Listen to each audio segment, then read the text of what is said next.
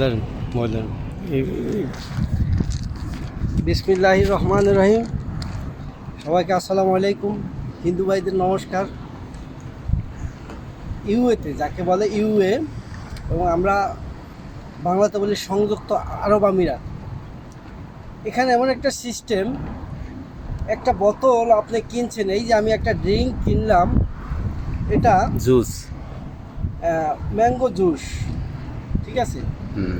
তো আমি এখানে 1 টাকা 50 ফিস দিয়ে এই জিনিসটা কিনেছি, আমি পান করলাম, এখন আমি এটা এখানে জমা দিব, সেক্ষেত্রে আবার আমাকে টাকা তারা দিবে। এই জিনিসটাই আপনাদের দেখাবো।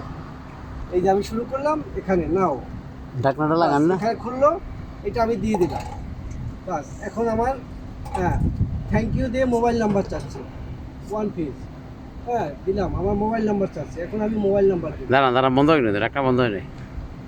055823395।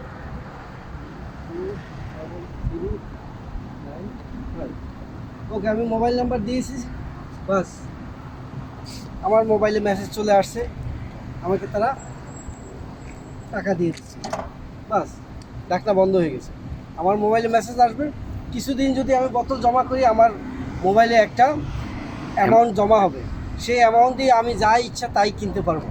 এই হলো এই দেশের সিস্টেম, কত সুন্দর সিস্টেম। তো এই দেশের সিস্টেম এরকম হলে মানুষ কেন বোতল রাস্তায় ফেলবে? তা আমাদের বাংলাদেশের সরকারের প্রতি আকুল আবেদন, যদি সম্ভব হয় বাংলাদেশে এই ধরনের একটা ব্যবস্থা করুন। ধন্যবাদ সবাইকে, ভালো থাকবেন। ওকে, সালামু আলাইকুম। আমারও তো দিলেন না।